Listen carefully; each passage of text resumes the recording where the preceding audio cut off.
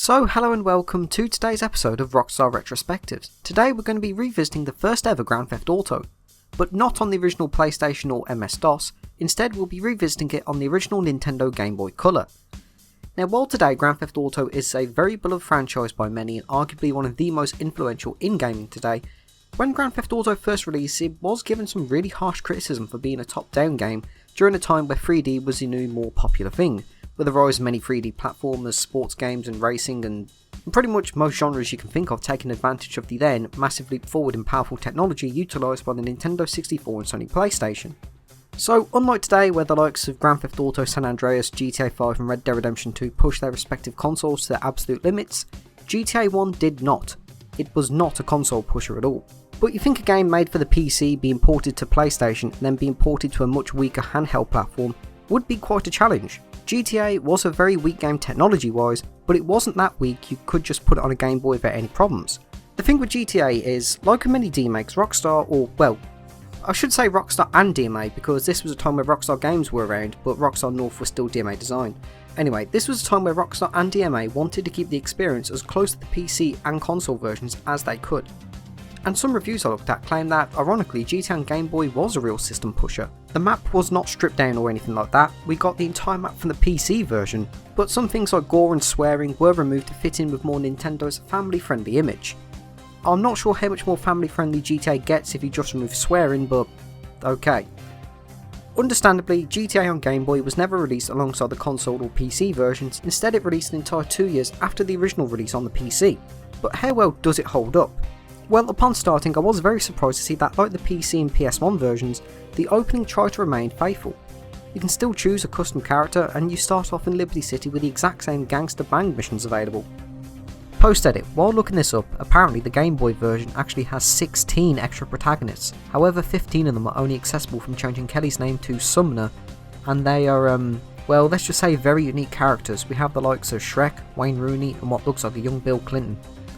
Also hilariously, in a rather well-aged move, like the counterparts we do have our public enemies listed on our sort of map screen, but here we have Nintendo, Take-Two and DMA as our enemies. Oh how well that's aged given Take-Two's actions towards the community in more recent years.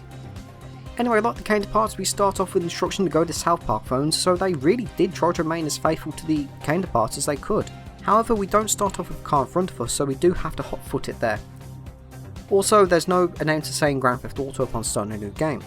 And one thing you'll notice pretty much near instantly is there's barely any traffic or pedestrians. It's like you activate the ghost town cheat in San Andreas. Cars will rarely spawn, pedestrians are even rarer. Though mission based NPCs will still make appearances without much problems, but the decrease in car spawns make transitioning the map much more tedious. On top of that, the car variety is extremely minimal. I think there's probably only about 8 cars or so. They all have different colours, well excluding the truck and the police obviously.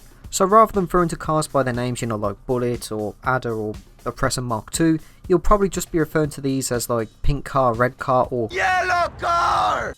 And I will say that the lack of NPCs means that you won't really be getting into many police chases either, which let's face it is what 90% of free roaming in Grand Theft Auto is, getting into fights with police to pass the time.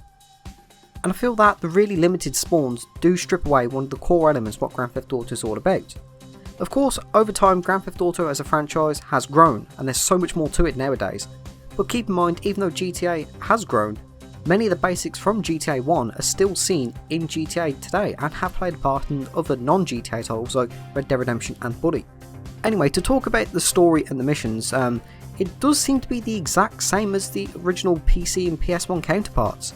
It's actually surprisingly impressive. Like I was expecting this to be like a really kind of stripped down version with like all new unique kind of missions, but no, these do seem to be the exact same missions like you would get on the console and PC versions. It's a very pleasant surprise, I must say. I'm not going to criticise the story here, I think I'll go over that properly if I get around to doing a video on the classic GTAs. Pretty much from what I've played of it, pretty much every mission is the exact same. It's extremely impressive and they really did try their absolute hardest to remain as faithful to the originals as best they could. Sound wise, well it's Game Boy, so no surprise it's all 8-bit stuff, especially the radio. I believe these are all custom tracks made for the game too. I'm not going to criticise this too much because, you know, it's not going to be that fair comparing a Game Boy to a PC in terms of sound quality. But there is one absolutely massive change, and that is there's background music going on, even on foot, and that's probably to make up for the extreme lack of any ambient sounds going on. There's no footsteps, there's no car horns, there's nothing like that really. When you're on foot, it's all just like background music, and yeah, you get very minimal sound effects. Which is fine, but I'm not going to lie, the sound effects did grate on my ears personally.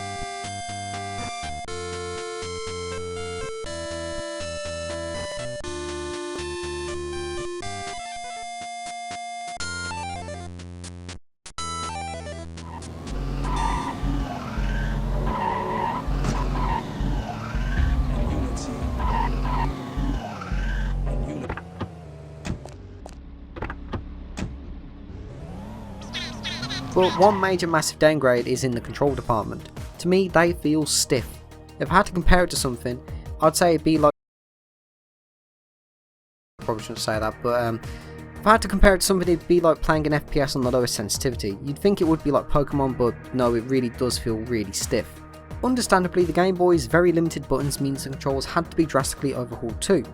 We have a D-pad, we have 2 buttons to work with, and that's a major step down from a D-pad, 4 face buttons and 4 trigger buttons. It did take me quite some time to figure out how to even enter vehicles, and it turns out you enter them by just holding down A, then pressing select, which the select button is also used to change your weapons. So I can imagine some people might have accidentally entered a vehicle when they were changing weapons while running. In a surprising twist though, the car controls are really fine, like they're very arcadey and they're very fluid and responsive in my opinion. But a minor nitpick is to accelerate use the A button, but to reverse you hold down on the D-pad. The B button goes entirely unused. Well, it goes entirely unused in a car, on foot it's used to shoot your gun. In closing, I do think GTA on Game Boy is a very remarkable thing. They managed to downgrade a PC console title to the Game Boy, which is basically like a portable NES, and keep so many things tight and consistent. The maps, the story, the missions, but ultimately to me, the extreme lack of vehicles and rather stiff controls with the Game Boy's D-pad did hold it back a substantial amount and made it feel a bit of a chore more than anything else. To me, it's a bit of a shame because I feel like if they did up the vehicle and pedestrian count, GTA on Game Boy would be extremely remarkable. But I do think that GTA on Game Boy, if the reviews would be believed, because I played this on an emulator, if it was a system pusher, it kind of makes sense why they had to cut some things down. I really do think the team who worked on this deserves some recognition because it really is impressive.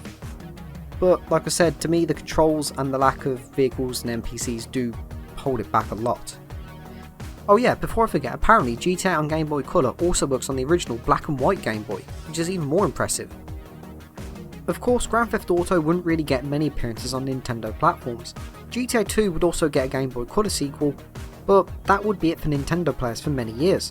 The likes of Grand Theft Auto London and the PS2 titles never did see Game Boy ports or GameCube releases. Only 2 GTA specifically made for handhelds, these being GTA Advance and Chinatown Wars, were the only taste of GTA that Nintendo players got. Until of course 2021 with the GTA trilogy, but you get the point. GTA did have its roots on Nintendo's consoles, but it was short-lived. Maybe it could have performed better on a home console because there were reports of GTA 1 being developed for the Nintendo 64, but nothing came of that. That's it for today's video, thank you for watching and have a great day.